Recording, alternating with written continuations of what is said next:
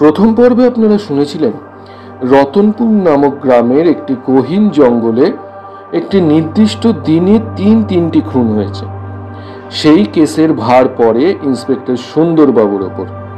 Inspector সুন্দরবাবু Jayanta এবং মানিকের সাহায্য চান এবং তারা রতনপুর গ্রামে এসে পৌঁছলে এক শনিবার তারা সেই জঙ্গলে গিয়ে সেই নির্দিষ্ট স্থানের রহস্য উদ্ঘাটনে উপস্থিত হন।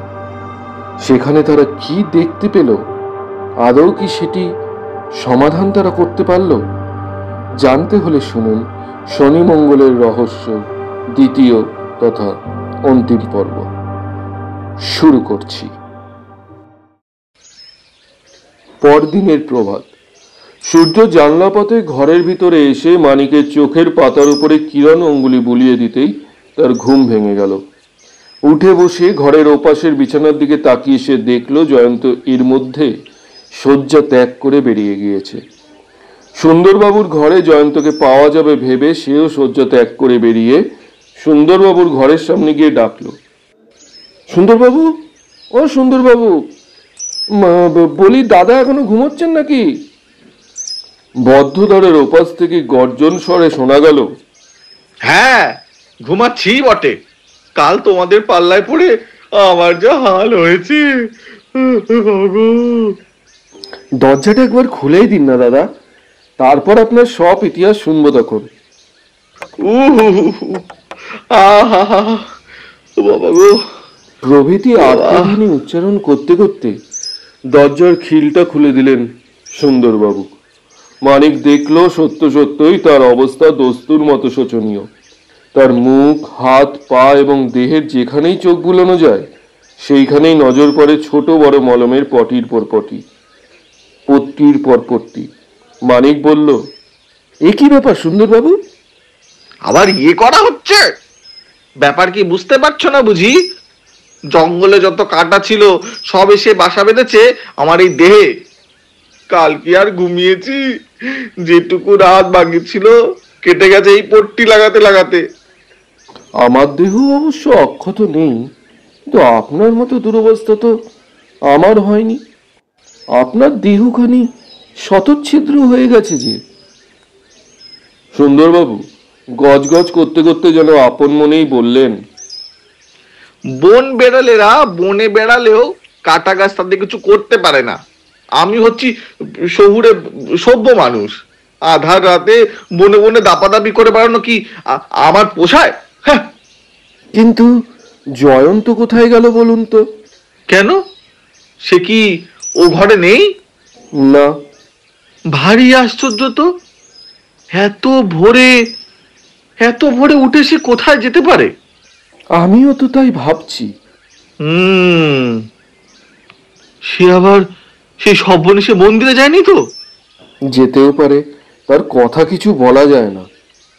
বাপ রে, রাতের বেলায় আমি আর কখনো অবুক হচ্ছি না। কেন বলুন দেখি? আবার জিজ্ঞাসা করছো কেন? কখনো না। চাকরি যদি যায় তাও ভালো, তবু আমি আর কখনো সেখানে যাওয়ার নাম মুখে আনবো না। তুচ্ছ কাটা ঝোপের জন্য এত ভয়? কাঁটা ঝোপের জন্য নয় হে, কাঁটা ঝোপের জন্য নয়। তবে ভূতের ভয়ে। ভূতের। ভূত? হ্যাঁ, ভূত ছাড়া আর কি হতে পারে? টর্চের আলোতে এক মুহূর্তের জন্য যে মুখখানা আমরা দেখেছিলাম তার কথা মনে আছে? তুমিও দেখেছো তো? হ্যাঁ সুন্দরবাবু, মুখখানা অমানুষিক বটে, কিন্তু ওর বেশি আর কিছু আমি বলতে পারি না। তোমরা মচকাবে কিন্তু ভাঙবে না, ওই তো তোমাদের দোষ। সুন্দরবাবু, চিরকালই শুনে আসছি ভূত দেখলে মানুষ পালিয়ে যাবার চেষ্টা করে, কিন্তু মানুষ দেখে ভূত যে পালিয়ে যায় এমন কথা কখনো শুনেছেন কি? মানিক, তোমার এই যুক্তিটা আমারও মনে লাগছে বটে, কিন্তু এটাও তো হতে পারে সে আমাদের দেখে পালিয়ে যায়নি। তবে কাকে দেখে পালিয়ে গেছে? আলো দেখে। যারা ভূত নামায়, টেবিল চালায়, তাদের মুখে শুনেছি ভূতেরা আলো সহ্য করতে পারে না। তারপর ওই বুনো ভূতটা আবার যে সে আলো দেখেনি, তার চোখ ঝলসে গেছে টর্চের তীব্র আলোর ধাক্কায়। জয়ন্ত ছোকরা টর্চ জেলে বড়ই বুদ্ধিমানের কাজ করেছে। সে টর্চটা না জানলে ভূত ব্যাটা সেই ঘুটঘুটে অন্ধকারে জোপে বোধহয় আমাদের সকলকেই বধ করত। তাহলে আপনি বনে যেতে ভয় করছেন কেন? ও বাবা, ভয় করব না? কেন ভয় করব না শুনি? ভূত তাড়াবার তো খুব সুন্দর উপায় আপনি আবিষ্কার করে ফেলেছেন। ভূত দেখলেই আলো জ্বালবেন। ব্যাপারটা অত সহজ নয় মানিক। ভূত প্রেত নিয়ে খেলা করতে আমি রাজি নই। এই ভুতুড়ে মামলার এই ভুতুড়ে মামলার ভার আমি ছেড়ে দেবো। হ্যাঁ, আমি ছেড়ে দেবো বলে মনে করেছি। কিন্তু আমার কি ইচ্ছা জানেন? এই বিচিত্র রহস্যের ভিতরে আরো ভালো করে প্রবেশ করবার জন্য আমার মনে জেগে উঠেছে বিষম আগ্রহ। কে এই খুনের পর খুন করছে? প্রতি শনি ও মঙ্গলবারের রাত্রে কে ওই মন্দিরের আনাচে কানাচে ওই বনের সাপ আর বাঘের সঙ্গে হিংস্র রক্তলোভী জন্তুর মতো পাহারা দিয়ে বেড়ায়? কেন সে বিনা কারণে নরহত্যা করে? এইসব হত্যার ভিতরে কোনো উদ্দেশ্য খুঁজে পাচ্ছি না বলেই তো আমি হতাশ হয়ে পড়ছি। আর সেই জন্যই তো মনে হচ্ছে এসব হয় ভূতের কাণ্ড, নয় ওই দৈবলীলা। সুন্দরবাবু, আরেকটা কথা মনে রাখবেন, অপরাধ তত্ত্ব নিয়ে যারা আলোচনা করেছেন তারাই জানেন সব অপরাধের ভিতর থেকেই উদ্দেশ্য আবিষ্কার করা যায় না। এমন অনেক হত্যাকারীর কথা শোনা গিয়েছে যারা কেবল হত্যার আনন্দ উপভোগ করবার জন্যই হত্যাকাণ্ডের অনুষ্ঠান করে। এর একটা বিখ্যাত দৃষ্টান্ত হচ্ছে ইংরেজ হত্যাকারী জ্যাক দ্য রিপার। হত্যা করে তার কোনোই লাভ হতো না, আর সে পুরুষকেও হত্যা করত না, কিন্তু একেবারে অকারণেই নারীর পর নারীকে হত্যা করত। মনোবিজ্ঞানের পণ্ডিতরা বলেন এই শ্রেণীর হত্যাকারীরা বিশেষ একরকম উন্মাদগ্রস্ত। অন্য সব বিষয়ে তাদের হাবভাব আচার ব্যবহার ঠিক সাধারণ মানুষের মতো। কেবল হত্যা করবার সুযোগ দেখলেই তারা আর আত্মসংবরণ করতে পারে না। কে বলতে পারে কালী মন্দিরের এই মামলাটার ভিতরে সেই রকম কোনো হত্যাকারীর হাত আছে কিনা? কিন্তু কালী মন্দিরে আমরা যাকে দেখেছি সেই যদি হত্যাকারী হয়, তাহলে তো তোমার এসব যুক্তি কোনো কাজে লাগবে না। কেন? যাকে আমরা দেখেছি আমি কিছুতেই তাকে মানুষ বলে স্বীকার করব না, কারণ সেরকম বিভীষণ মুখ নিয়ে কোনো মানুষই আজ পর্যন্ত পৃথিবীতে জন্মগ্রহণ করেনি। কিন্তু তাকেই আপনি হত্যাকারী বলে মনে করছেন কেন? মনে করব না? না করতেও পারেন। তুমি এ কথা বলছো কেন? যাকে আমরা দেখেছি সে হত্যাকারী নাও হতে পারে। তুমি কি বলছো হে? হয়তো যাকে আমরা দেখেছি সে হচ্ছে কোনো উন্মাদগ্রস্ত বাজে লোক। রাত বেরাতে বনে জঙ্গলে ঘুরে বেড়ানোই তার স্বভাব। হয়তো কোনো ভীষণ ব্যাধির আক্রমণে তার মুখ হয়ে গেছে অমন ভয়ানকভাবে বিকৃত। কে বলতে পারে আসল হত্যাকারী এখনো এই গভীর রহস্যের অন্তরালে আত্মগোপন করে নেই? সুন্দরবাবু খানিকক্ষণ চিন্তা করে বললেন, মানিক, তোমাকে প্রশংসা করতে আমি বাধ্য। তুমি আমার সামনে একটা নতুন চিন্তার খোরাক জুগিয়ে দিলে। ঠিক বলেছ, ওই মন্দিরের আশেপাশে ভূত প্রেত যক্ষ রক্ষ নয়, কোনো বিকৃত মুখ উন্মাদগ্রস্ত মানুষ থাকলেও থাকতে পারে। আর তার উপস্থিতির সুযোগ নিয়ে হয়তো আর কোনো মানুষ অপরাধী এসব হত্যাকাণ্ডের অনুষ্ঠান করে চলেছে। এইসব কথাবার্তা বলতে বলতে আরো খানিকক্ষণ কেটে গেল। তারপরই সিঁড়ির উপরে জাগলো পদশব্দ। মানিক বলল, জয়ন্ত আসছে, ওর পায়ের শব্দ আমি চিনি। পদশব্দ সিঁড়ি পার হয়ে দরজার সামনে এসে থামলো। তারপর দেখা গেল জয়ন্তকে। জয়ন্তর মুখ জামা কাপড় সমস্তই রক্তে আরক্ত, কিন্তু তার ওষ্ঠ ধরে বিরাজ করছে রহস্যময় হাস্যের লীলা। মানিক তৎক্ষণাৎ দাঁড়িয়ে উঠে ভীত বিস্মিত স্বরে বলল, জয় জয়, তোমার একই চেহারা, তুমি কোথায় ছিলে? তোমার এমন এমন দশা কে করলো? জয়ন্ত ঘরের ভিতর ঢুকে এক জায়গায় বসে পড়ে বলল, মানিক, চিন্তিত হও না। রক্তের অতিশয্য দেখেছো বটে, কিন্তু ভগবানের দয়ায় আঘাত আমার বেশি লাগেনি, খানিকটা মাংস ছিঁড়ে গেছে মাত্র। সুন্দরবাবু হতভম্বের মতো বললেন, জয়ন্ত, এই অবস্থায় তোমায় দেখে আমি যে কি বলবো তা বুঝে উঠতে পারছি না। আপনার কিছুই বলার দরকার নেই সুন্দরবাবু, এইবার বলবার পালা তো আমার। মানিক জয়ন্তর কাছে গিয়ে তার ক্ষতস্থান পরীক্ষা করতে করতে বলল, জয়, আগে তোমার রক্ত ধুয়ে ওষুধ দিয়ে ব্যান্ডেজ করে দিই, এসো। জয়ন্ত বলল, মানিক, আগে আমার সব কথা শোনো। আমি বলছি, আমার বিশেষ কিছুই হয়নি। বেশ, তুমি যা ধরবে তা ছাড়বে না জানি, তাহলে আগে তোমার কথাই বলো। মানিক, তুমি কিছু মনে করো না। তোমাকে কোনো কথা না বলে আমি এখান থেকে চলে গেছিলাম। তোমাকে আমি কষ্ট দিতে চাইনি। কালকে রাত্রের ব্যাপারের পর মানুষের দেহের অবস্থা যে কিরকম হয় সেটা আমার ধারণারও বাইরে। সেই জন্যই তোমাকে বিশ্রাম করার অবসর দিয়ে আমাকে বেরিয়ে পড়তে বাধ্য হতে হয়েছিল। কোনো রকম বিপদের ভয় আমি করিনি, কারণ কালকের ব্যাপারের পর আমি মনে করতে পারিনি যে কোনো রকম নতুন বিপদের আশঙ্কা আবার আছে। কাল রাতে যে চেহারাগুলো আমরা দেখেছিলাম তাতে এখনকার ঘটনাগুলোকে অলৌকিক বলে মনে করা যথেষ্ট কারণ আছে। কিন্তু সে অপার্থিব মূর্তির হাতে ছিল এক গাছা লম্বা লাঠি। এই কথা তো তোমাদের সবার মনে আছে। আর এটাও নিশ্চয়ই মনে আছে, প্রথম দিন ঘটনাস্থলে এসেই আমি মাটির উপর আবিষ্কার করি এরকম কোনো মানুষের পায়ের দাগ, হাতে ছিল এক গাছা ফাঁপা লাঠি বা চোঙের মতন কোনো জিনিস।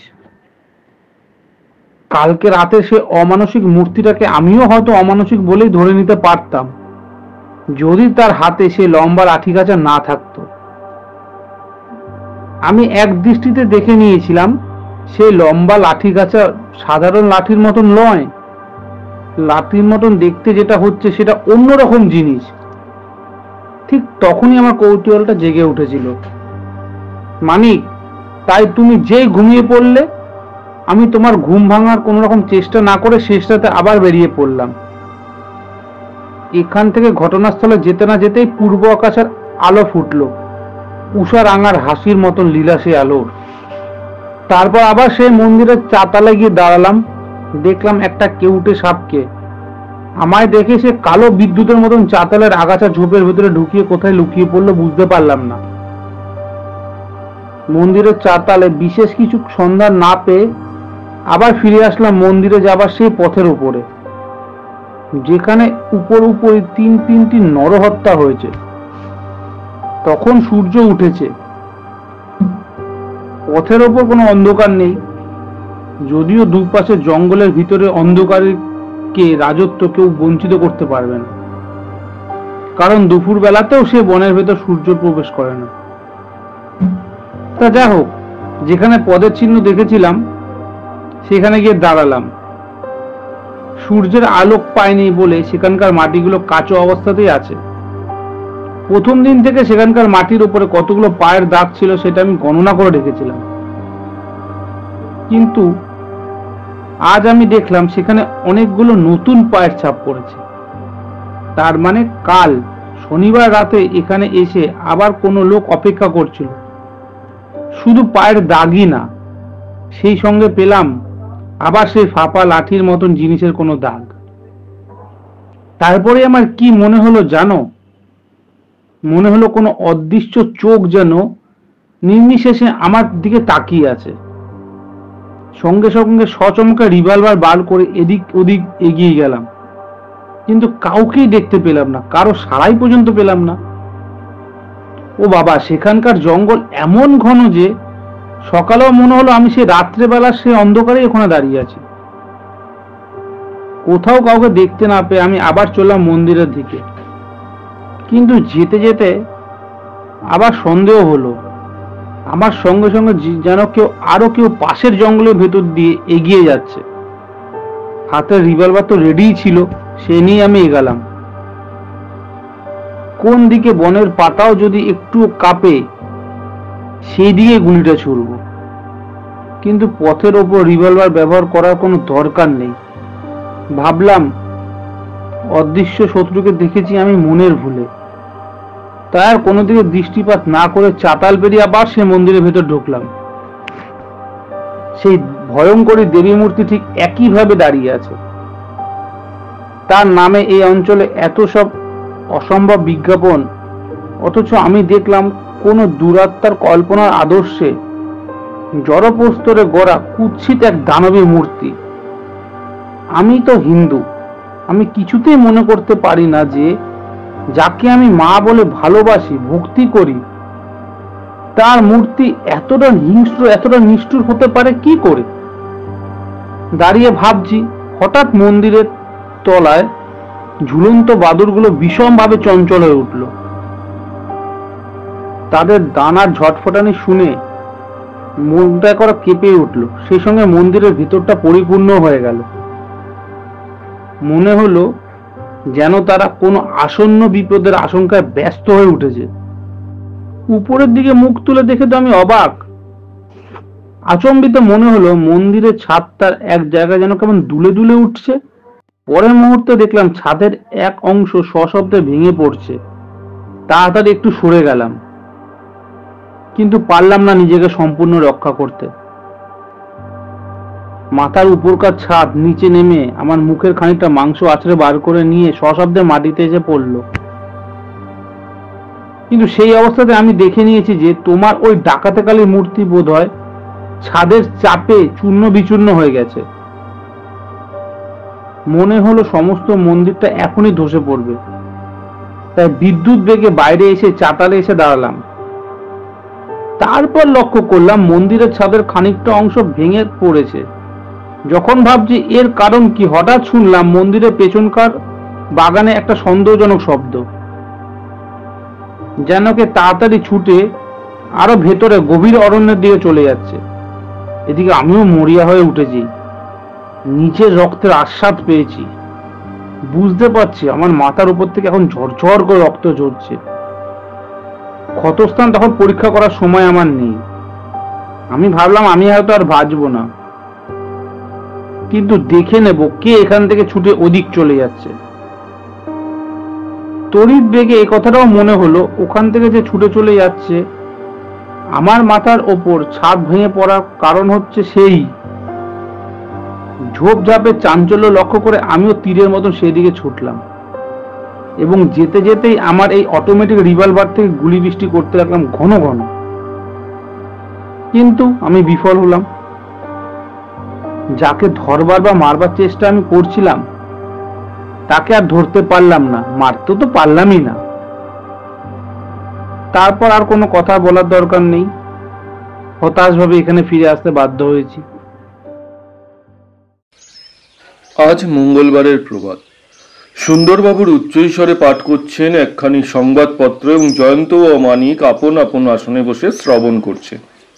এমন সময় এসে হাজির হলেন মহেন্দ্রবাবু। এসেই বললেন, সব খবর শুনেছেন বোধহয়? সুন্দরবাবু জিজ্ঞাসা করলেন, কি খবর? সেই অপরা কালী মন্দিরের ছাদ ভেঙে পড়েছে। তবে আশ্চর্য ব্যাপার কি জানেন, শিবের মূর্তি ভেঙে গেছে, কিন্তু সেই ডাকাত কালী মূর্তির বিশেষ কোনো ক্ষতি হয়নি। জয়ন্ত বলল, তাই নাকি? এতক্ষণ পরে মহেন্দ্রবাবু ভালো করে জয়ন্তর দিকে তাকিয়ে দেখলেন, চমকে উঠলেন। এ কি জয়ন্তবাবু, এ কি আপনার মাথায় ব্যান্ডেজ বাঁধা কেন? একটা দুর্ঘটনায় মাথায় কিছু চোট লেগেছে। বলেন কি? ব্যস্ত হবেন না, বিশেষ কিছুই না, সামান্য একটু আঘাত। কালী মন্দির ভেঙে পড়ার কথা আজ সকালেই আমি শুনেছি। ওদিকে তো কোনো লোক পা বাড়াতে সহজে ভরসা করে না। আজ সকালে একটা রাখাল ছেলে সে খবর দিল যে কালী মন্দিরের উপর দিকটা নাকি একেবারে অদৃশ্য হয়ে গেছে। তাই শুনে লোকজন নিয়ে তাড়াতাড়ি সেখানে ছুটে গেল। গিয়ে দেখলাম রাখাল মিথ্যা বলেনি, মন্দিরের ছাদে খানিকটা গাছপালা শুদ্ধ ভেঙে পড়েছে। দেবীর মূর্তিরও আবিষের দ্বারা আবৃত। কিন্তু কি আশ্চর্য ব্যাপার মশাই, অত রাবিশের চাপে দেবী মূর্তির বিশেষ কিছুই ক্ষতি হয়নি, ভেঙে গুঁড়ো হয়েছে কেবল শিবের মূর্তির খানিকটা। জয়ন্ত ও মানিক পরস্পরের মুখের দিকে তাকালো, কিন্তু কোনো কথাই বলল না। সুন্দরবাবু বললেন, আপনার দেবী বোধহয় এত সহজে মরতে রাজি নন, তিনি হয়তো আরো নরবলি চান। আপনার অনুমানই সত্য বলে মনে হচ্ছে, কিন্তু ওসব কথা এখন থাক। আমি আজ এখানে কেন এসেছি জানেন? না বললে জানবো কেমন করে? আজ রাত্রে আমার ওখানে আপনাদের আহার করতে হবে। নিমন্ত্রণ করলেও আপনার নারাজ হন, কিন্তু আজ আর কোনো আপত্তি শুনবো না। জয়ন্ত বলল, মাফ করবেন মহেন্দ্রবাবু, ব্যান্ডেজ বাঁধা মাথা নিয়ে নিমন্ত্রণে যাত্রা করার শখ আমার নেই। সুন্দরবাবু বললেন, আমি একটা জিনিস লক্ষ্য করছি মহেন্দ্রবাবু, ঠিক বেছে বেছে শনি আর মঙ্গলবারেই আপনি আমাদের নিমন্ত্রণ করছেন। মহেন্দ্রবাবু নীরবে একটুখানি রহস্যময় হাসি হাসলেন। মানিক বলল, আমার মনে একটা সন্দেহ জাগছে, প্রকাশ করে বলবো কি? সুন্দরবাবু বললেন, সন্দেহ? কি সন্দেহ? আমার কি মনে হচ্ছে জানেন মহেন্দ্রবাবু, শনি আর মঙ্গলবারে আপনি বোধহয় নিমন্ত্রণ করতে আসেন সাংঘাতিক বিপদ থেকে আমাদের রক্ষা করবার জন্য। অর্থাৎ? অর্থাৎ আপনি বোধহয় চান না শনি আর মঙ্গলবারে কৌতূহলী হয়ে রাত্রিবেলায় আমরা ওই মন্দিরের কাছে যাই, কারণ আপনি দেখেছেন ওই রকম কৌতূহলের ফলে ওখানে গিয়ে এর আগেই 3 জন লোকের জীবন গেছে। মহেন্দ্রবাবু লজ্জিতভাবে মৃদু হেসে বললেন, মানিকবাবু, আপনি ঠিকই অনুমান করেছেন। আগে আমি ঠিক বিশ্বাস করতাম না যে এখানকার প্রবাদের মূলে আছে কোন সত্য, কিন্তু এখন আমার সেই বিশ্বাস আর নেই। আবার যে বেপরোয়ার মতো কেউ ওই মন্দিরে গিয়ে আত্মহত্যা করে, এটা আমি চাই না। আমি শান্তপ্রিয় লোক, তাই এই পল্লীগ্রামে এসে শেষ জীবনটা নিবিড়ভাবে উপভোগ করতে চাই। সুন্দরবাবু বললেন, আপনার সুবুদ্ধি দেখে আমি অত্যন্ত খুশি হয়েছি। শনি আর মঙ্গলবারে ও মন্দিরের নামও আমি আর মনে আনবো না। আজ রাত্রিবেলায় আমি নিশ্চয়ই আপনার নিমন্ত্রণ রক্ষা করব। মানিকের কি মত? মানিক বলল, আমারও কোনো আপত্তি নেই। মহেন্দ্রবাবু দুঃখিত স্বরে বললেন, কিন্তু জয়ন্তবাবু বলছেন উনি নাকি আমার বাড়িতে যাবেন না। অদূর ভবিষ্যতে নিশ্চয়ই আমি একদিন আপনার নিমন্ত্রণ রক্ষা করব, কিন্তু আজ আমার যে অবস্থা সেটা দেখছেন তো বলুন। এই অবস্থা নিমন্ত্রণ রাখতে আমি অভ্যস্ত নই। কিন্তু সন্ধ্যার পরে একলা বসে থাকতে আপনার ভালো লাগবে? আপনি যদি আমার একটি অনুরোধ রক্ষা করেন, তাহলে আজকে সন্ধ্যাটা আমি একলা বসে অনায়াসে কাটিয়ে দিতে পারবো। বলুন, কি অনুরোধ? আপনার সে বিলাতি বর্মটি যদি দয়া করে আজ আমার এখানে পাঠিয়ে দেন, তাহলে একলা থাকতে আমার কোনো কষ্ট হবে না। সে বর্মটা নিয়ে আপনি কি করবেন? সেই বর্ম আর শিরোনাস্ত্রের কল কবজাগুলি আমি একবার ভালো করে পরীক্ষা নিরীক্ষা করে দেখতে চাই। ভারতবর্ষের অনেক রকম প্রাচীন বর্ম আমি পরীক্ষা করে দেখেছি, কিন্তু বিলাতি বর্ম পরীক্ষা করবার সুযোগ আজ অবধি পাইনি। নতুন কিছু পেলেই তাকে নড়ে চড়ে দেখার জন্য আমার মন আগ্রহ হয়ে ওঠে। আপনি কি আমার এই অনুরোধটা রক্ষা করতে পারবেন? কেন পারবো না, নিশ্চয়ই পারবো। আজ বৈকালেই বর্মটি আপনার কাছে পাঠিয়ে দেবো। অসংখ্য অসংখ্য ধন্যবাদ। আমি ধন্যবাদের ভিখারি নই জয়ন্তবাবু, আপনারা তুষ্ট হলেই আমি আনন্দিত হব। তাহলে সুন্দরবাবু, মানিকবাবু, অন্তত আপনারা আজ সন্ধ্যার পর আমার দিনভাবে পদার্পণ করতে রাজি আছেন তো? সুন্দরবাবু বললেন, নিশ্চয়ই নিশ্চয়ই।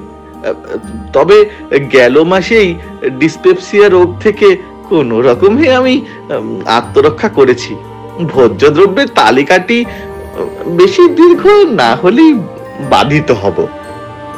এই পল্লীগ্রামে দীর্ঘ তালিকার কথা ভেবে আপনার চিন্তিত হওয়ার কোনো কারণ নেই। ছোটখাটো বাজাবুচির কথা ছেড়ে দিন, তার উপরে আমি আয়োজন করেছি যত সামান্য। এই 2-1খানা অমলেট, 2-1খানা মাছের ফ্রাই, 2-1খানা ফাউল কাটলেট আর ফাউল রোস্ট, 2-4খানা লুচি আর যত কিঞ্চিত পোলার আয়োজন করেছি। আশা করি আপনার আপত্তি হবে না। ফাউলে আমার কোনো আপত্তি নেই। ডাক্তার আমাকে রোজই ফাউল খেতে বলেছেন। ফাউল নাকি পেটে পড়লেই হজম হয়ে যায়। মানিক সুন্দরবাবুর দিকে চেয়ে মুখ টিপে টিপে হাসতে লাগলো। সুন্দরবাবুর ভয় হলো পাছে সে আবার কোনো বেফাস কথা না বলে ফেলে, কিন্তু মানিক এ যাত্রা তাকে মুক্তি দিল। বাক্যবাণের দ্বারা আঘাত করবার কোনো চেষ্টাই করলো না। মহেন্দ্রবাবুর নিমন্ত্রণ রক্ষা করে সুন্দরবাবুর সঙ্গে মানিক যখন বাসায় ফিরে এলো, রাত তখন 12টা বেজে গেছে। কিন্তু দোতলায় উঠে জয়ন্তর পাত্তা পাওয়া গেল না। তার শয্যা শূন্য। সুন্দরবাবু দুই ভুরু কুঞ্চিত করে বললেন, এর মানে কি? মানিক জানতো জয়ন্তের অভ্যাস। সে কখন কি করে কাকপক্ষীয় টের পায় না। বিনা কারণে জয়ন্ত অদৃশ্য হয়নি নিশ্চয়ই। অতএব সে নিশ্চিন্তভাবেই বলল, জয়ন্ত বোধহয় একটু বেড়াতে গিয়েছে, আসুন আমরা শুয়ে পড়ি। সুন্দরবাবুর চোখ তখন ঘুমে জড়িয়ে আসছিল। 4খানা অমলেট, 8খানা মাছের ফ্রাই, গোটা 10-12 চপ কাটলেট, 2টো ফাউল রোস্ট, 16খানা লুচি এবং 1 থালা পোলাও খাবার পর কোনো মানুষই বেশিক্ষণ জেগে থাকতে পারে না। অতএব তিনি আর বাক্য ব্যয় না করে জামা কাপড় বদলে শয্যায় গিয়ে আশ্রয় গ্রহণ করলেন। গভীর রাত্রে হঠাৎ সুন্দরবাবুর ঘুম ভেঙে গেল। ধর্মর করে বিছানার উপরে উঠে বসে তিনি শুনলেন তার ঘরের দরজার বাহির থেকে কে যেন ঘন ঘন কঠিন আঘাত করছে, যেন ঠোকাঠুকি হচ্ছে কাঠে লোহায়। অত্যন্ত বিরক্ত হয়ে নিদ্রাজড়িত চোখে আলো জেলে দরজা খুলে দিয়ে তিনি বিকট স্বরে আর্তনাদ করে উঠলেন। বিষম ভারী লৌহময় পা ফেলে ভিতরে এসে ঢুকলো ভয়াবহ এক মূর্তি। বিস্ময়ে এবং ভয়ে বাক রুদ্ধ হয়ে সুন্দরবাবু পায়ে পায়ে যত পিছিয়ে আসেন, মূর্তি ততই এগিয়ে আসে তার দিকে। অবশেষে সুন্দরবাবু মহা চিৎকার করে ডাকতে বাধ্য হলেন, মানিক, মানিক, মানিক! কিন্তু ইতিমধ্যেই মানিকেরও ঘুম ভেঙে গিয়েছিল। সেও পাশের ঘর থেকে বেরিয়ে ছুটে এসে বলল, কি হয়েছে সুন্দরবাবু, ব্যাপার কি? আতঙ্কগ্রস্ত কণ্ঠে সুন্দরবাবু হাত তুলে অঙ্গুলি নির্দেশ করে বললেন, চেয়ে দেখো মানিক, চেয়ে দেখো, মহেন্দ্রবাবুর সেই বর্মটা জ্যান্ত হয়ে উঠেছে। আমরা কোন দেশে এলুম রে বাবা, এখানে সবই অলৌকিক। জীবন্ত বর্ম তার শিরস্থানটা খুলে ফেললো এবং তারপরই আত্মপ্রকাশ করলো জয়ন্তর সুপরিচিত মুখ। সুন্দরবাবু হতভম্বের মতো বললেন, তুমি জয়ন্ত? হ্যাঁ সুন্দরবাবু, মৃত বর্মের ভেতর আমি হচ্ছি জ্যান্ত জয়ন্ত। আর এখনো কোনো সন্দেহ আছে নাকি? এই বলে জয়ন্ত একে একে বর্মের অন্যান্য অংশগুলো নিজের দেহের উপর থেকে খুলে ফেলতে লাগলো। মানিক এতক্ষণ ফেল করে তাকিয়েছিল জয়ন্তের দিকে। এখন দুপা এগিয়ে এসে বলল, জয়, এ আবার কি ব্যাপার? তোমার একই অদ্ভুত শখ। এই নিশুতি রাতে ওই সেকেলে ভারী বর্মটা পরে তুমি কোথায় বেড়াতে গিয়েছিলে? জয়ন্ত একখানা চেয়ারের উপর বসে পড়ে বলল, ডাকাতে কালীর ওই ভাঙা মন্দিরে। আবার তুমি সেখানে গিয়েছিলে? হ্যাঁ মানিক। কিন্তু কেন? আরে আজ যে মঙ্গলবার রাত্রি, আজ নাকি ডাকাতে কালী জাগ্রত হন। এই কথাটা তুমি এর মধ্যেই ভুলে গেছো? মানিক ক্রুদ্ধ হয়ে বলল, ওই বিপজ্জনক জায়গায় বারবার কেন তুমি একলা যাতায়াত করছো? এরকম দুঃসাহস অত্যন্ত অন্যায়। মানিক, তুমি একটু নিশ্চিন্ত হও। আমার এই দুঃসাহসের মধ্যে কোনো প্রযুক্তির অভাব নেই। এই সেকালে বর্মটা একালেও দুর্ভেদ্য। তার উপর আমি আধুনিক আগ্নেয়াস্ত্রের সাহায্য নিতেও ভুলিনি। অনেক ভেবেচিন্তে আজ আবার মন্দিরে গেছিলাম। সুন্দরবাবু দুই চোখ বিস্ফারিত করে বললেন, বলো কি হে? ওই ভারী বর্মটা পরে হাঁটতে তোমার জিভ বেরিয়ে পড়েনি? না, জীব আমার মুখের ভেতরেই ছিল। যে বর্ম পরে মানুষ একদিন যুদ্ধযাত্রা করতে পেরেছে, সেটা আমি পরে বা মন্দির যাত্রা করতে পারবো না কেন? আমিও কি মানুষ না? সেখানে গিয়ে আজও নতুন কিছু দেখতে পেয়েছো নাকি?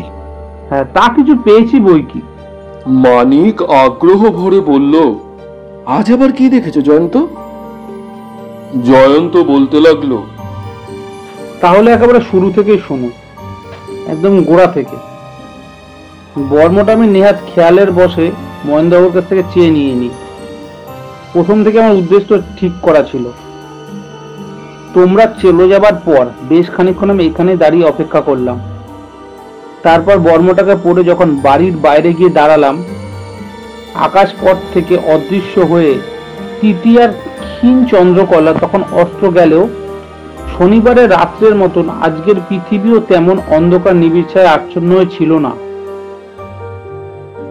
কিন্তু মন্দিরের কাজটা আজকেও তেমনি পৃথিবী ছাড়া একটা অভিশপ্ত স্থানের মতন দেখাচ্ছিল। আমি ধীরে ধীরে মন্দিরের প্রধান পাথরটার উপর গিয়ে দাঁড়ালাম। আগে থেকে ঠিক করে রেখেছিলাম আজ এই বিপজ্জনক পথ দিয়ে মন্দিরের ভেতর প্রবেশ করব। যে কোনো মুহূর্তে যে কোনো বিপদের জন্য প্রস্তুত হয়ে রিভলভারটাকে বাগিয়ে আমি ধরলাম। বলা বাহুল্য, আমার আপাতমস্তক বর্মদাকা থাকলেও আমার দৃষ্টিপথ ছিল সম্পূর্ণ মুক্ত। সমস্ত পথই আমি দেখতে পাচ্ছিলাম। অবশ্য ওই অন্ধকারে যতখানি স্পষ্ট দেখা যায় ততটাই। তারপর সেই সাংঘাতিক জায়গাটা এসে পড়লাম, যেখানে বারবার মানুষের প্রাণবায়ু নাকি দেহত্যাগ করে পালিয়ে চলে যায় চিরনিদ্রার দেশে। তো যা হোক, চারিদিক তো স্তব্ধ, এমন কি বাতাসও যেন কেমন হঠাৎ করে ঘুমিয়ে পড়ে গাছপালাগুলোকে একেবারে নিসার করে দিল। ঠক করে শব্দ হলো আমার বর্মের উপরে বাম দিকে, যদিও আমি কিছু অনুভব করতে পারিনি। তবু সেই শব্দ শুনে আমার বুঝতে দেরি লাগলো না যে কোনো একটা জিনিস হয়তো আমার বর্মের উপর আঘাত করেছে। তার পর মুহূর্তে অটোমেটিক রিভলভার থেকে গুলির পর গুলি ছুটতে ছুটতে তাড়াতাড়ি গিয়ে ঢুকলাম সেই নির্দিষ্ট ঝোপের ভেতর, যেখানে দেখেছিলাম ফাঁপা লাঠির দাগটা। টর্চের আলো জ্বেলেও আজও কাউকে দেখতে পেলাম না। বনের ভিতর শুনলাম খালি অতি দ্রুত পদধ্বনি। পায়ের শব্দের দিকে আরো গোটা কয়েক গুলি চালালাম। ফিরে পথের উপর এসে আবার দাঁড়ালাম। তারপর পথের দিকে আলোকপাত করে খুঁজে পেলাম একটি অতি তুচ্ছ জিনিস। সেই জিনিসই আমি কুড়িয়ে নিয়ে আবার বাড়ি ফিরে এসেছি। সুন্দরবাবু জিজ্ঞাসা করলেন, সেই জিনিসটা কি জয়ন্ত? সেটিকে 2 আঙুলে ধরে জয়ন্ত নিজের হাতখানা সুন্দরবাবুর দিকে বাড়িয়ে দিল।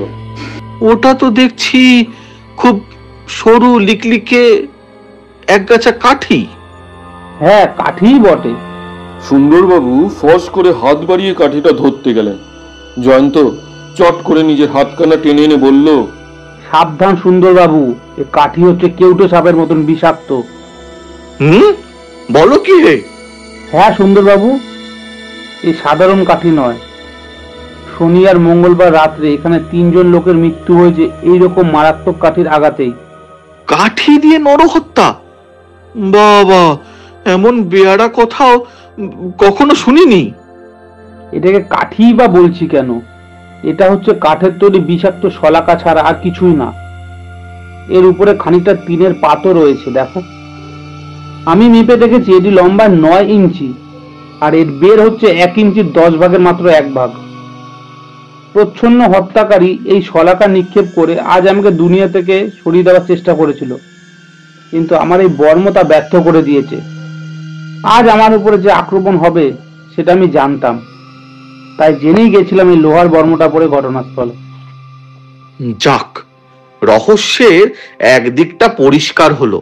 তাহলে বোঝা যাচ্ছে এখানে শনি মঙ্গলবারে যে কাণ্ডগুলো হয়েছে তার মধ্যে অলৌকিক কিছুই নেই। তবু অনেকগুলো জিজ্ঞাসার কোনোই জবাব পাওয়া যাচ্ছে না। ধরো, প্রথম জিজ্ঞাসা হচ্ছে, কেবল শনি আর মঙ্গলবারই এই অপরাধী নরহত্যা কেন করে? আর অপরাধী যে অন্যবারেও মানুষকে মারতে চায় সে প্রমাণ তো আমরা পেয়েছি এর আগে। ভুলে যাবেন না, যেদিনকে আমার উপরে মন্দিরের ছাদটা ভেঙে পড়েছিল সেটা ছিল রবিবার। তা তো বটে, মনে পড়েছে। কিন্তু আমার দ্বিতীয় প্রশ্নের উত্তর কোথায়? এই সব হত্যার উদ্দেশ্য কি? তাছাড়া অপরাধীকে গ্রেপ্তার করতে পারলেই উদ্দেশ্যটাও আবিষ্কার করা বিলম্ব হবে না। তাহলে তৃতীয় প্রশ্ন করছি, অপরাধীকে? সে তো এখনো অগাধ জলের মকরের মতন অতলে ডুবে রয়েছে। অপরাধী যে কে সে বিষয়ে আমি খানিকটা আন্দাজ করে রাখতে পেরেছি। আমার অনুমান সত্যি কিনা সেটা কাল সকালেই জানতে পারা যাবে। আপাতত চলুন, নিদ্রা দেবীর আরাধনার সময় উত্তীর্ণ হয়ে যাচ্ছে। পরের দিন খুব ভোরবেলায় ঘুম থেকে জেগে উঠেই সুন্দরবাবু দেখলেন সাজ পোশাক পরে ঘরের ভিতরে দাঁড়িয়ে রয়েছে জয়ন্ত এবং মানিক। জয়ন্ত বলল, আরে আরে মশাই, আপনাকে ডেকে ডেকে তো আমার ওদের গলা একেবারে ভেঙে গেল। আপনার নাক ডাকা তো কিছুতেই বন্ধ হচ্ছে না। মানিক বলল, তুমি ভুল বলছো জয়ন্ত, আমাদের গলা সুন্দরবাবুকে ডাকছিল কিংবা সুন্দরবাবুর নাক ডাকছিল আমাদের, সেইটাই আগে স্থির হোক। ওফ, ধন্যী সুন্দরবাবু, হিপোপটেমাসের নাকও বোধ হয় এমন উচ্চস্বরে ডাকতে পারে না। সুন্দরবাবু ঘাড় নাড়তে নাড়তে বললেন, মানিক, সকাল বেলাতেই তুমি একটা অপয়া জানোয়ারের সঙ্গে আমার তুলনা করছো। কখনো নয়, হিপোপটেমাস যে একটা অপয়া জীব, আগে সেইটাই আপনি প্রমাণ করুন। সুন্দরবাবু শয্যা ত্যাগ করে বললেন, প্রমাণ আমি কিছুই করতে চাই না, আমার ইচ্ছা দয়া করে তুমি স্তব্ধ হও। জয়ন্ত বলল, এখন এসব বাজে কথা আমার ভালো লাগছে না সুন্দরবাবু। আপনি চটপট একটু হাত পা ধুয়ে বাইরে আসুন, আমরা বেরোবো, প্রস্তুত হন তার জন্য। কেন, কিসের এত তা? এখান থেকে কলকাতায় যাওয়ার প্রথম ট্রেন ছাড়ে বেলা 8টার সময়।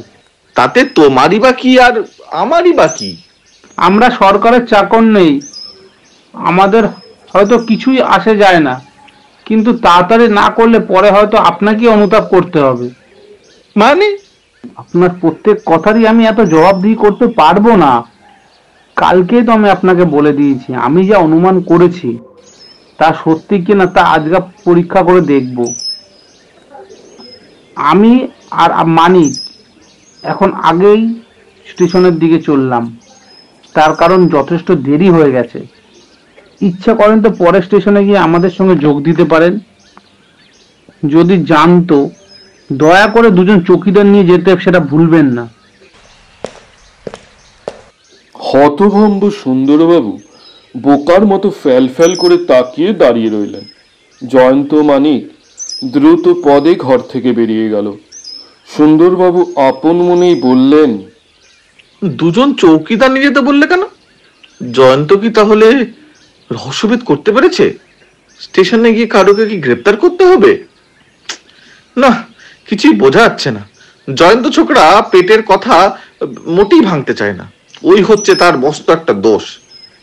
দেখছি আমারও না গিয়ে উপায় নেই, কিন্তু এসব এসব ধুমধারাক্কা আমারও আর পোষাচ্ছে না। ভোরের বেলায় উঠে কোথায় 2-3 পেয়ালা চা আর জল খাবার খাবো, না এই ছোট একখান ঘোড়ার মতো স্টেশনের দিকে। আবার ডবল চৌকিদার কেন রে বাবা? হঠাৎ চৌকিদার দরকার হলো কেন? জয়ন্ত মানিক স্টেশনের ভিতরে গিয়ে ঢুকতে না ঢুকতেই ট্রেন এসে হাজির হলো সশব্দে। মানিক কৌতূহলী কণ্ঠে বলল, জয়ন্ত, এখনো কিন্তু তুমিও আমাকে কিছু বলনি। ব্যাপারখানা কি? কেন আমরা এত তাড়াতাড়ি স্টেশনে এলুম? জয়ন্ত বলল, মানিক, তুমিও সুন্দরবাবুর ভূমিকায় অভিনয় করার চেষ্টা করো না। ট্রেনের ওই দিকে ছুটে যাও, আমিও যাচ্ছি এই দিকটায়। তারপর আমরা এখানে দেখতে এসেছি মহেন্দ্রবাবুর ড্রাইভার কলকাতা যাবার চেষ্টা করে কিনা, অর্থাৎ সে পালাচ্ছে কিনা। দুইজনে দ্রুত পদে দুই দিকে ধাবমান হওয়ার উপক্রম করল, কিন্তু তার পর মুহূর্তেই দুজনেই দেখতে পেল যার অন্বেষণে তারা এখানে এসেছে মহেন্দ্রবাবু সেই ড্রাইভারই টিকিট ঘর থেকে বেরিয়ে তাদের সামনে এসে আবির্ভূত হলো। জয়ন্ত সানন্দে চুপি চুপি বলল, আরে তুমি মহেন্দ্রবাবুর ড্রাইভার না? হ্যাঁ হুজুর। তোমার নাম তো আলী। হ্যাঁ হুজুর। তা এত সকালে তুমি স্টেশনে এসেছো যে? আমাকে আমাকে কলকাতা যেতে হবে। কেন কলকাতায় কেন?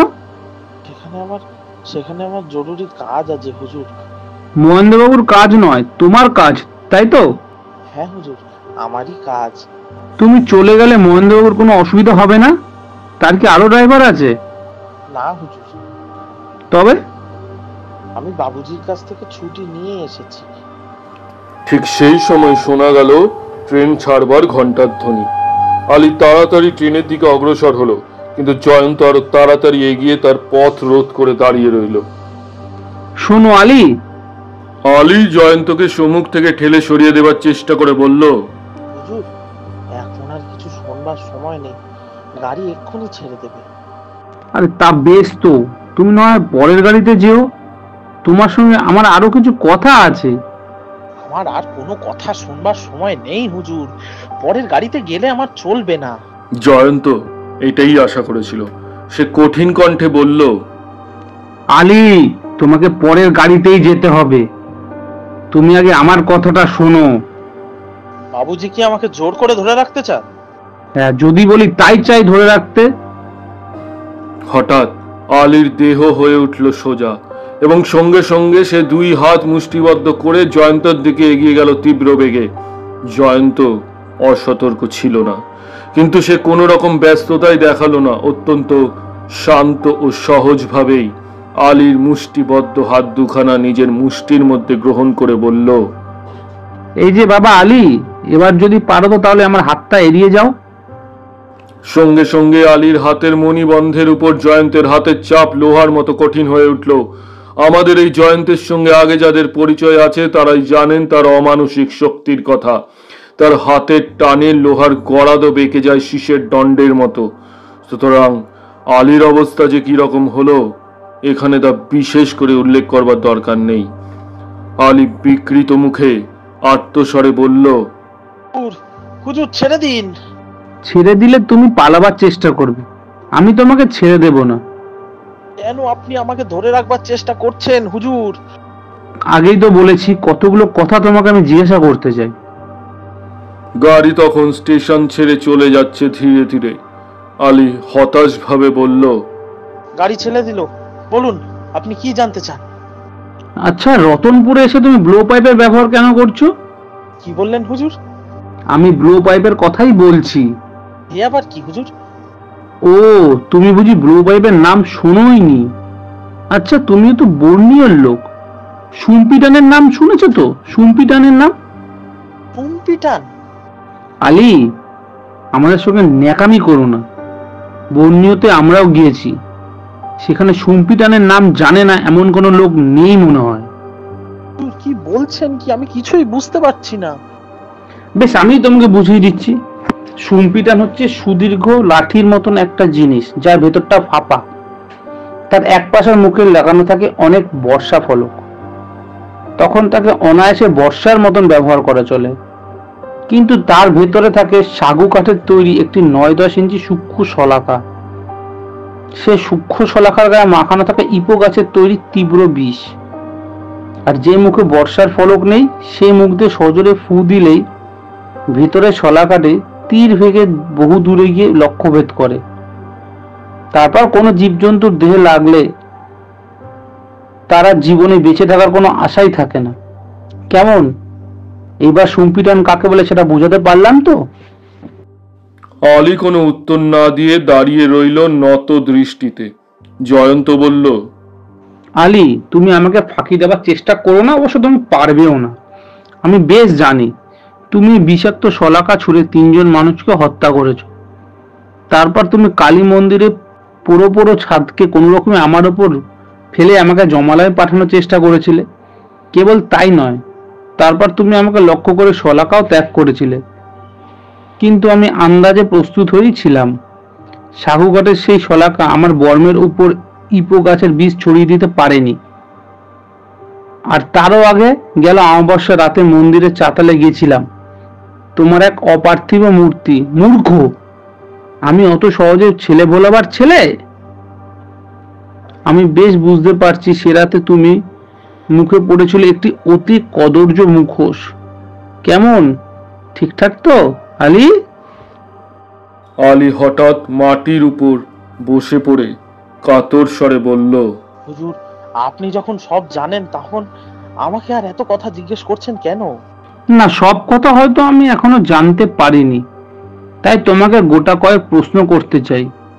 মিথ্যা উত্তর দিও না, কারণ মিথ্যা উত্তরে কিন্তু আমি ভুলবো না। আমার মিথ্যে বলার ইচ্ছে নেই, আপনি যা করতে চান করুন। কেন তুমি এখানে নরহত্যা করো? কথাও কি বলতে হবে? আপনি কি এখনো কিছুই বুঝতে পারেননি? খানিক খানিক বুঝতে পেরেছি বই কি, কিন্তু এসব নরহত্যা করে তোমার কি লাভ? বিশ্বাস করুন, আমার কোনোই লাভ নেই। আচ্ছা, আমি তোমার কথা বিশ্বাস করছি, কিন্তু তুমি তোমার অপরাধ স্বীকার করছো তো?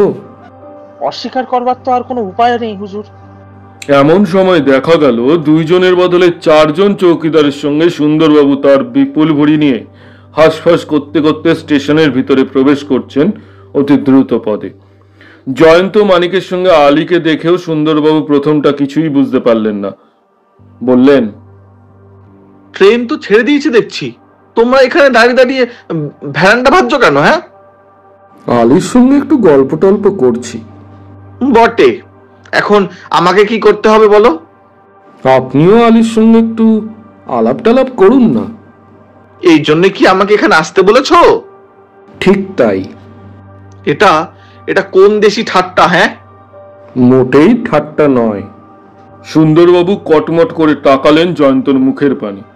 জয়ন্ত হেসে ফেলে বলল, সুন্দরবাবু, আমরা আলীর সঙ্গে দেখা করব বলেই স্টেশনে এসেছি। মানে?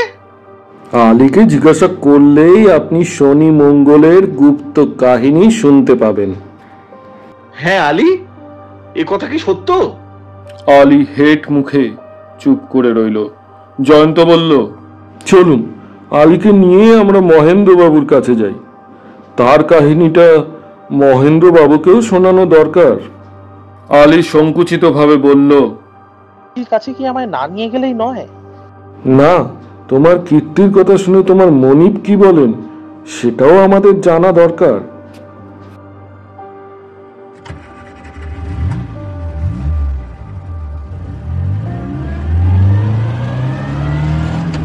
জয়ন্ত, মানিক ও সুন্দরবাবু এবং প্রভৃতি যখন মহেন্দ্রবাবুর বাড়ির বাগানের ভিতর প্রবেশ করল, তিনি তখন স্বহস্তে করছিলেন ফুল গাছের সেবা। জয়ন্তর পানে তাকিয়ে মহেন্দ্রবাবু সহাস্যে বললেন, এ কি মেঘনা চাইতে জল? আপনি এসেছেন অনাহত হলদির মতো। তারপরেই দলের আর সবাইকে দেখে তার মুখে চোখে ফুটে উঠল অধিকতর বিস্ময়ের রেখা। জয়ন্ত বলল, আলীকে দেখে অবাক হয়ে গেলেন বুঝি? তা একটু হয়েছে বই কি। কেন? আমার কাছে ছুটি নিয়ে আলী আজ সকালের গাড়িতেই কোথায় যাবে বলেছিল। আলিরাজ আর আলীনগর অর্থাৎ কলকাতায় যাওয়া হলো না। ও তাই নাকি? আলী বোধ হয় এ জীবনে আর কখনো কলকাতা যাবার সুযোগও পাবে না। কেমন করে জানলেন? আলী, এইবার তোমার কাহিনী আমরা সবাই মিলে শুনবো, একবার বলো। তাহলে আলীরও এমন কাহিনী আছে যা আমি জানি না? বেশ বেশ, আমি শুনতে রাজি, কিন্তু আপনাদের একটু অপেক্ষা করতে হবে। দেখছেন আমার হাতে লেগেছে মাটি আর কাটা। বাড়ির ভেতরে গিয়ে আমি হাত দুটোকে ধুয়ে ভর তুলে করে আসি, কি বলেন? মহেন্দ্রবাবু প্রস্থান করবার উপক্রম করলেন। জয়ন্ত তার সম্মুখে গিয়ে দাঁড়িয়ে বলল, হাত ধোবার জন্য অতটা ব্যস্ত হবেন না মহেন্দ্রবাবু। এই কথা কেন বলছেন? এখন হাত ধুয়ে সময় নষ্ট করলে চলবে না, কারণ আলীর কাহিনী শোনার আগে আপনারও কাহিনী শুনতে হবে। ও, আপনারও কাহিনী আছে বুঝি? বেশ, হাত ধুয়ে এসে তাও শুনবো। উফ, মানে হাত না ধুয়েই আপনাকে আমার কাহিনী শুনতে হবে। এই যে অভদ্র আবদার। না, এখন ভদ্রতা করতে হলে পরে পস্তাতে হবে। কি বলছেন? এখন বাড়ির ভেতরে হাত ধুতে গেলে আপনাকে আর খুঁজে পাওয়া যাবে না। আমি কি কর্পূর উপে যাব? আপনার সঙ্গে আর কথা কাটাকাটি করতে পারবো না। ওইখানে চুপ করে দাঁড়িয়ে থাকুন আর আমার কথা শুনুন। আচমবিতে পিছন থেকে একটা গোলমাল উঠল। पकड़ो पकड़ो, आसामी भागता है, पकड़ो, अरे पकड़ो उसको। জয়ন্ত চমকে পিছন ফিরে দেখলো বাগানের ফটকের দিক আলী দৌড় মেরেছে হরিণের মতো, এবং তার পিছনে পিছনে ছুটছে চৌকিদাররা মানিক এবং সুন্দরবাবু। তারপরেই সে মুখ ফিরিয়ে দেখলো মহেন্দ্রবাবুও বেগে ধাবিত হয়েছেন নিজের বাড়ির দিকে। জয়ন্ত তার পশ্চাৎ অনুসরণ করতে দেরি করলো না। মহেন্দ্রবাবু বাড়ির ভিতর ঢুকে পড়লেন, পিছনে পিছনে জয়ন্ত। মহেন্দ্রবাবু দোতলায় উঠে একখানা ঘরে ঢুকে দরজা বন্ধ করে দিলেন সশব্দে। বদ্ধ দ্বারের উপরে গিয়ে জয়ন্ত মারল এক প্রচন্ড ধাক্কা। 1, 2, 3 ধাক্কার পর দড়াম করে খুলে গেল দরজা। ঘরের ঠিক মাঝখানে একখানা সোফার উপরে বসে মহেন্দ্রবাবু হাসছেন শিশুর মতো সরল হাসি। জয়ন্ত তার সামনে গিয়ে দাঁড়িয়ে বলল, মহেন্দ্রবাবু, অতঃপর অতঃপর কি? অতঃপর আপনি আর ধরা দেবেন না, তাই তো? আরো কিছু ক্যারদালি দেখাবেন? কি করবেন? আপনাকে গ্রেপ্তার। পারবেন? গ্রেপ্তার তো করেইছি। না। আপনি এখনো পালাবার আশা রাখেন? রাখি বই কি। বটে। হ্যাঁ, ওই দেখুন। মহেন্দ্রবাবু মেজের দিকে অঙ্গুলি নির্দেশ করলেন। জয়ন্ত হেট হয়ে দেখলো সেখানে পড়ে আছে একটা খালি শিশি। আপনি বিষ খেয়েছেন? ঠিক। মহেন্দ্রবাবু 2 চোখ বুজে সোফার উপরে এলিয়ে পড়লেন। মহেন্দ্রবাবু, মহেন্দ্রবাবু! ক্ষীণ কণ্ঠে ক্ষীণ স্বরে হাস্য করে মহেন্দ্রবাবু বললেন, তোমরা আমাকে ধরতে পারবে না, এই আমি পালালুম।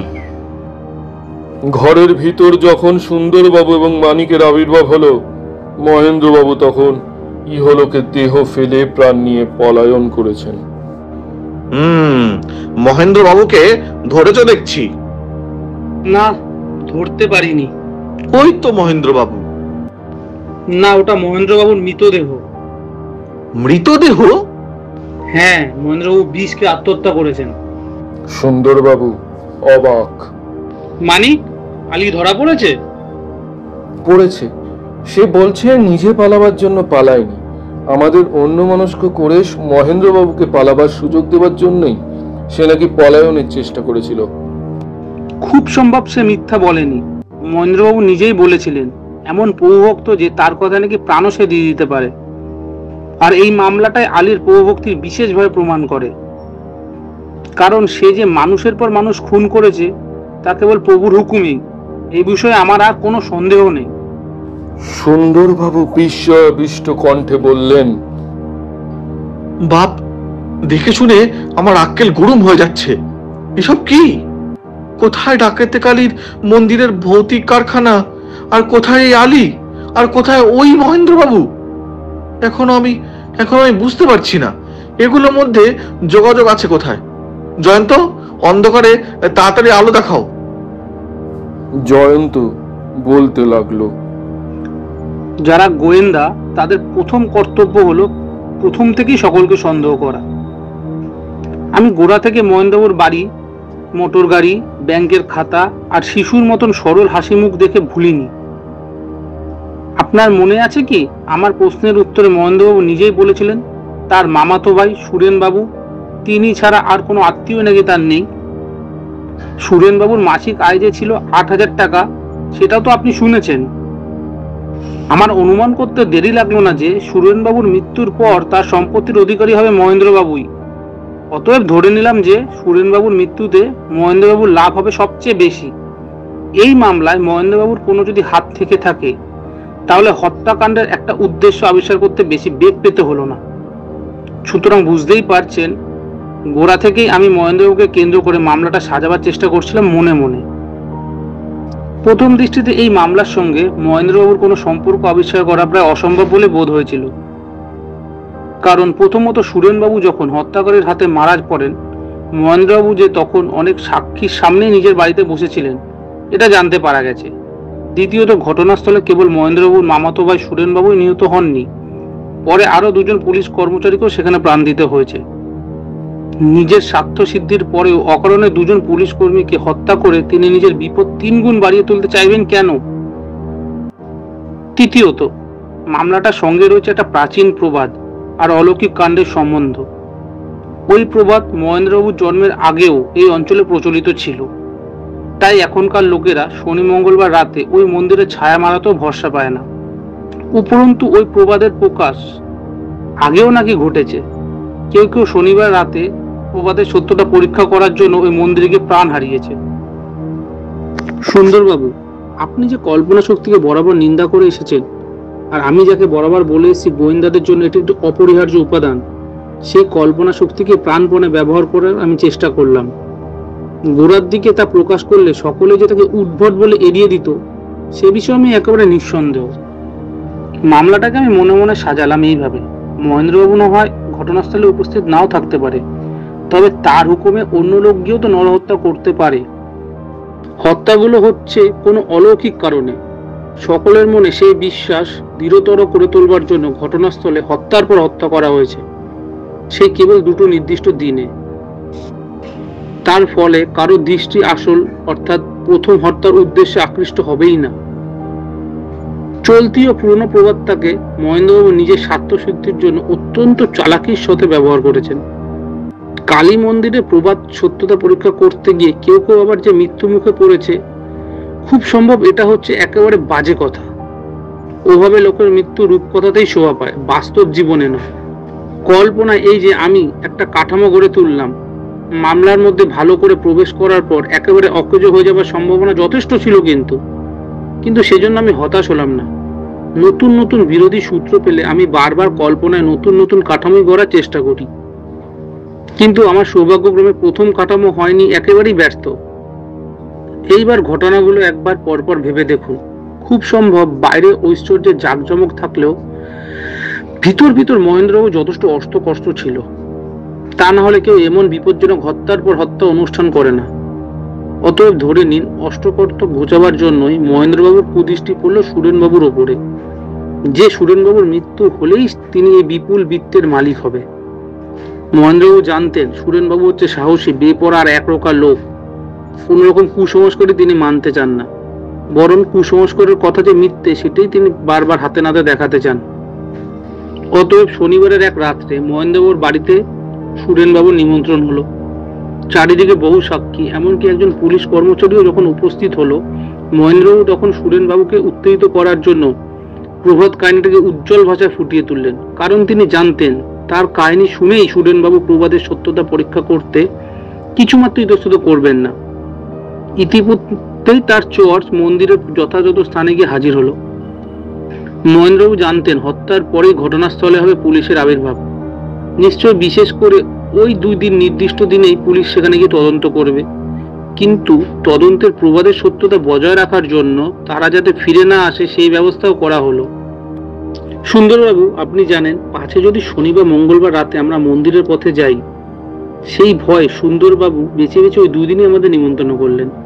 আমি আন্দাজ করলাম আমাদের মতন বিখ্যাত, আমরা যে বিখ্যাত সে বিষয়ে সন্দেহ নেই, তা যা হোক, তো আমরা যদি ওই প্রবাদের সত্যতা প্রমাণিত করার জন্য সেখানে যাই আর তিনি যদি আমাদের হত্যা করতে বাধ্য হন, তাহলে চারিদিকে উঠবে বিষম আন্দোলন, আর সেটা তার পক্ষে হবে অত্যন্ত বিপজ্জনক। তাই তিনি চেষ্টা করতেন এই 2 দিনে আমাদের বন্দী করে রাখতে। যাক, আমার কল্পনার কথা ছেড়ে দিন, এবার বাস্তবের জগতে ফিরে আসাই ভালো।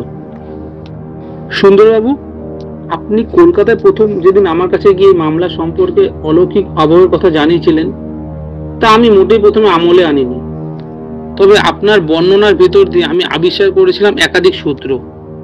যেমন ধরুন, আপনি বলেছিলেন যে 3 জন লোক নিহত হয়েছে, তাদের প্রত্যেকেরই বাম দিকে ছিল ক্ষতচিহ্ন, আর তারা নাকি নিহত হয়েছিলেন ঠিক একই জায়গায় গিয়ে।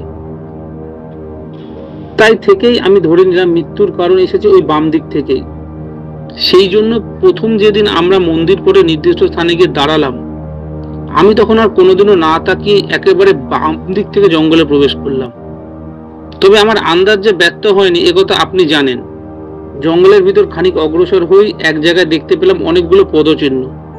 আমি তখন বুঝতে পারলাম খুনি এইখানেই অপেক্ষা করে এসে। তারপর সেখান থেকে দাঁড়ায় মন্দিরে। আমি যাবার পথটাও দেখার চেষ্টা করলাম। দেখলাম জঙ্গলে অল্প একটু ফাঁক দিয়ে সেখানে মন্দির যাওয়া যায় এবং অনায়াসে তার উপর দৃষ্টিও রাখা যায়। আন্দাজে বুঝলাম এই ফাঁক দিয়ে হত্যাকারী তার মৃত্যু অস্ত্র নিক্ষেপ করে। কিন্তু সেই অস্ত্রটা কি? প্রত্যেক লাশের বাম দিকে পাওয়া গেছে অতি সূক্ষ্ম ক্ষত চিহ্ন। প্রত্যেক মৃত ব্যক্তির দেহে প্রকাশ পেয়েছে বিষের চিহ্ন। সুতরাং বুঝে নিলাম খুনি এমন কোন বিষাক্ত অস্ত্র ব্যবহার করে যা অনুমান করা অত্যন্ত কঠিন। কিন্তু তাও সেই অস্ত্রটা কি? পদচিহ্নগুলো পাশে পাশে দেখতে লাগলাম অদ্ভুত সব ফাঁপা লাঠির দাগ। তাহলে এটাই কি খুনির অস্ত্র?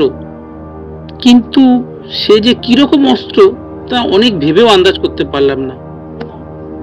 তারপর একবার শনিবার রাত্রে চাতালে গিয়ে দেখতে পেলাম একটা অদ্ভুত মূর্তিকে, যার মুখ হচ্ছে অত্যন্ত অমানসিক আর যার হাতে আছে একটা লাঠি।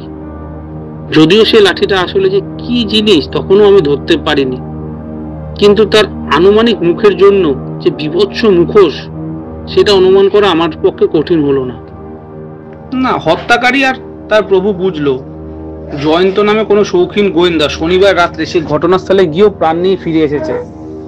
কেবল তাই নয়, ছদ্মবেশ ধরলেও হত্যাকারীকে সে দেখতে পেয়েছে সচক্ষে। এবার আর কি, তাদের টনক নড়ল। তাই রবিবার সকালেও দুরাচার জয়ন্তকে এমন ভাবে হত্যা করার জন্য চেষ্টা করলো লোকে যাতে সেটাকে ভাবে দৈব দুর্ঘটনা। ইতিমধ্যে আমি আবার আমার কল্পনা শক্তি ব্যবহার করলাম। তার ফলে অনুমান করলাম হত্যাকারী যে অস্ত্র ব্যবহার করে তা দেখতে নিশ্চয়ই কোনো প্রচন্ড জিনিস নয়, সূক্ষ্ম, অতএব সূক্ষ্ম অস্ত্র এবং খুব সম্ভব নীরব বিষাক্ত অস্ত্র। কোমল মাংস ভেদ করতে পারলেও কঠিন জিনিস ভেদ করার শক্তি তার নেই। তাই তার পরের দিনই অর্থাৎ মঙ্গলবার রাত্রে সুকঠিন লৌহ বর্ম পরিধান করে ঘটনাস্থলে গিয়ে জয়ন্তের আবির্ভাব হলো। যা ভেবেছিলাম ঠিক তাই, একটা শলাকা এসে আমার বর্মকে ভেদ করতে পারলো না, সশব্দে মাটির ওপর দিয়ে পড়ে গেল। আগে আগে অস্ত্র প্রয়োগ করে হত্যাকারী সেখানেই অপেক্ষা করত। তারপর বিষের প্রভাব যখন সমস্ত ব্যক্তির গায়ে ছড়িয়ে পড়তো তখন সে জঙ্গলের বাইরে এসে শলাকাটা থেকে ক্ষতস্থান থেকে খুলে নিয়ে আবার অদৃষ্ট হতো। কিন্তু এবার আর তা হলো না। তার অস্ত্র যখনই আমার বর্মের ওপর এসে পড়লো আমি তখনই আমার রিভলভার বার করে ঘন ঘন গুলি ছুটতে লাগলাম। হত্যাকারী প্রাণ ভয় সেখান থেকে পালালো আর আমিও খুঁজে পেলাম সেই শলাকাটা থেকে। সঙ্গে সঙ্গে রহস্যের সমস্তটাই প্রায় আমার কাছে পরিষ্কার হয়ে গেল। সেই শলাকা আমি চিনি, কারণ আমি বেরিয়ে এসেছি বর্ণীয় দ্বীপে। সেই শলাকা হচ্ছে ব্লো পাইপের মৃত্যুবাণ। ভাবতে লাগলাম ভারতবর্ষে ব্লো পাইপের ব্যবহার তো কখনো শোনা যায়নি, এটা কি করে সম্ভব হলো। ভাবতে ভাবতে হঠাৎ মনে পড়ে গেল মহেন্দ্রবাবুর ভাইয়ের কথা। তিনি নিজেই বলেছিলেন তার মোটর গাড়ির চালক, তার জন্মভূমি হচ্ছে বর্ণীয় দ্বীপে। শক্তিটা গড়ে তুলেছিলাম তখন আর কোনো অপূর্ণ রইল না। সেটা চোখের সামনে জীবন্ত হয়ে উঠলো একের পর এক ছবি। আর একটা সত্য আন্দাজ করলাম, হত্যাকারী যা কখনো করেনি আজ তাই করেছে, অর্থাৎ তার মৃত্যুবাণটিকে ঘটনাস্থলে ফেলে রেখে সে পালাতে বাধ্য হয়েছে। আর সেই মৃত্যুবাণও হস্তগত হয়েছে জয়ন্তর হাতে। তার পক্ষে সেটুকু অনুমান করাও কঠিন নয়। অস্ত্র যখন পুলিশের হাতে গেল কোন রকম অলৌকিক আবহাওয়া তখন তার আর কাজে লাগবে না। সুতরাং তাকে মহেন্দ্রবাবু হুকুম দিলেন, আলী, তুমি এই বেলা পলায়ন করো। কালকে সকালের ট্রেনেই এই ক্ষুদ্র গ্রাম ত্যাগ করে তুমি ভারতবর্ষের মানুষ সবাই তলিয়ে যাও। তোমাকে আবিষ্কার করতে না পারলে পুলিশ আমার ছায়াকে স্পর্শ করতে পারবে না। দেখেছেন সুন্দরবাবু, এই বাণীও আমি শুনেছিলাম আমার কল্পনা শক্তি প্রয়োগ করে, কিন্তু বাস্তব জগতে এসেও যে আমার কল্পনা বিফল হয়নি তা তো আজ সকালে স্টেশনে গিয়ে প্রমাণ পেলেন। আলী বাধ্য হয়ে তার অপরাধ স্বীকার করেছে, মহেন্দ্রবাবু বাধ্য হয়ে পুলিশকে ফাঁকি দেওয়ার জন্য আত্মহত্যা করেছেন, আর আপনিও বাধ্য হয়ে শ্রবণ করছেন বাস্তব জগতে কতখানি কাজ করে আমার এই নিন্দিত করা কল্পনা শক্তি। বলুন, আপনার আরো কিছু জিজ্ঞাসা আছে কি? তুমি হচ্ছ জিনিয়াস, অদ্ভুত প্রতিভার অধিকারী। তোমার কাছে আর কি জিজ্ঞাসা আছে ভাই? আমি আগে ছিলুম তোমার অনুরাগী, আজ থেকে হলুম তোমার গোড়া ভক্ত।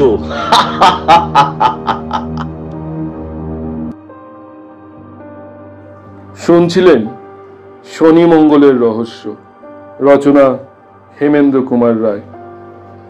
জয়ন্তর ভূমিকায় অঙ্কিত, মানিকের ভূমিকায় অয়ন, সুন্দরবাবুর ভূমিকায় নিলয়, কৈলাস দারোগার ভূমিকায় অয়ন, মহেন্দ্রবাবুর ভূমিকায় দীপঙ্কর, আলীর ভূমিকায় ঋতব্রত, সুরেনের ভূমিকায় রাজাদিত্য, মধুর ভূমিকায় উজ্জ্বল। আমাদের সাথে জুড়ে থাকুন ফেসবুক এবং ইনস্টাগ্রামে, লিংক ডেসক্রিপশনে। সঙ্গীত সংযোজন, পোস্টার ডিজাইন এবং এডিটিংয়ে অয়ন। নিজেদের গল্প পাঠান ডেসক্রিপশনে দেওয়া আমাদের মেল আইডিতে। ধন্যবাদ। আরও অনেক কৌতুক, রহস্য, ভৌতিক গল্প আমরা আপনাদের শোনাবার জন্য প্রস্তুত। দেখা হবে আগামী গল্পে। আজকের মতো বিদায়।